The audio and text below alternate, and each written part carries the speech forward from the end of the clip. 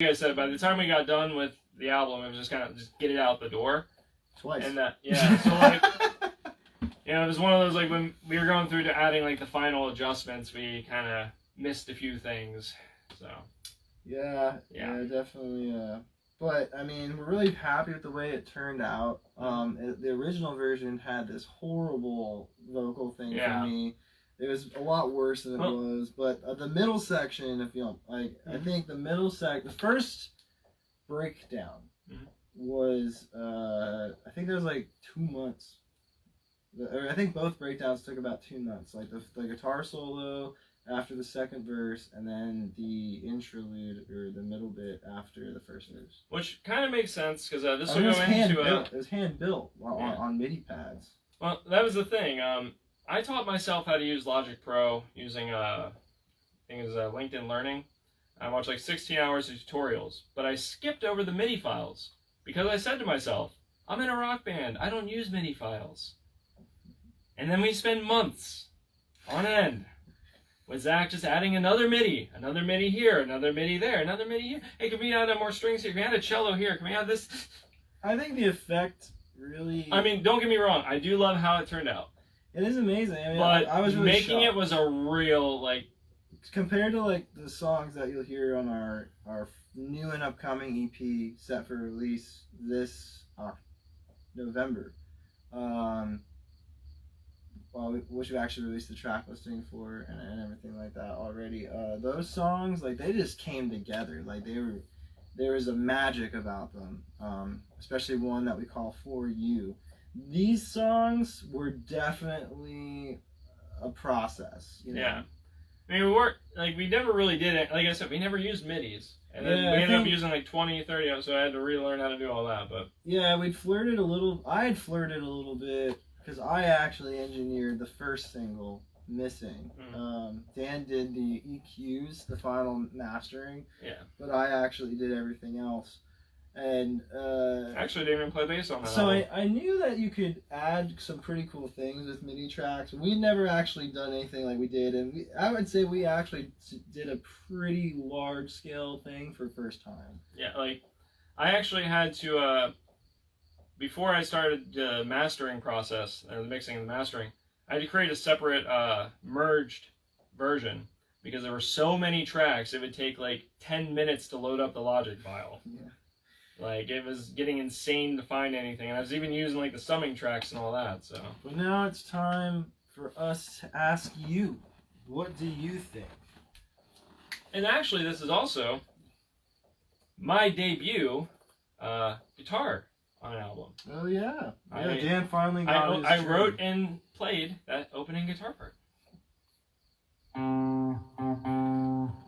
Sounds a lot like a bass line, though.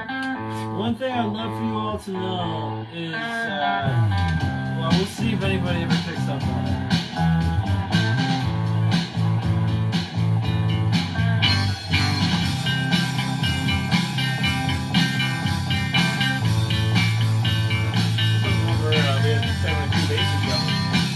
Yeah, we had two basses going in the song. Yeah, he has the bass 6 and then the Hoffman. There it is again, another person.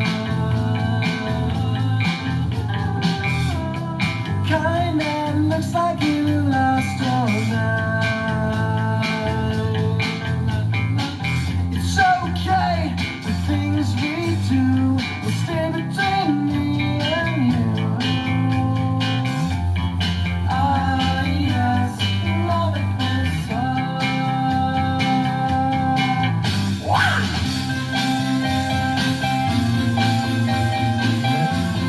Only song on this EP that I can't remember the bass line off the top of my head. I just got a habit of if Zach writes the bass line or changes my bass line, I always forget it. I have to relearn bass lines all the time.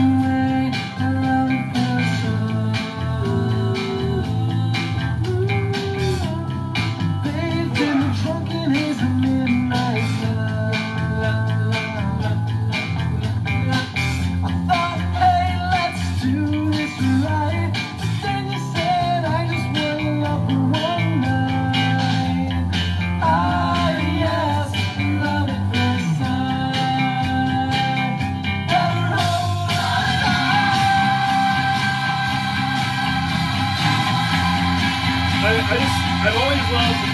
best description I have for this is kind of like orgasm of sound, like right in the middle of the song here. Just everything. Boom. Like I said, I hated making all the MIDI tracks, but I love the result.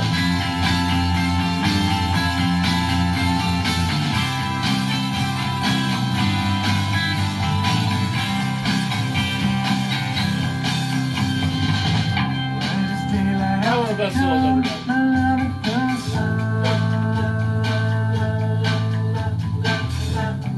See the faces of decisions made last wrong or right. Forever unchanged. I guess it's time for us to go our own ways. Ah, yes, love at first sight. Until next Saturday night. This was the part that was really bad, the original. I don't even know what happened though.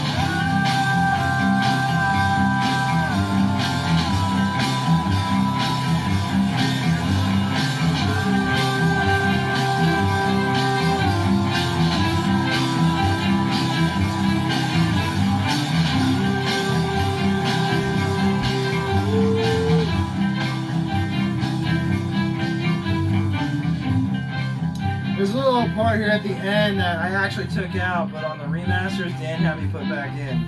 Yeah. It's actually his idea. So let's just keep it in there. I'm not sure about that. So that's the EP. For that, the first thing that pops out in my mind was lyrically, that was the first time I had ever continued a line after finishing a rhythmic pentameter.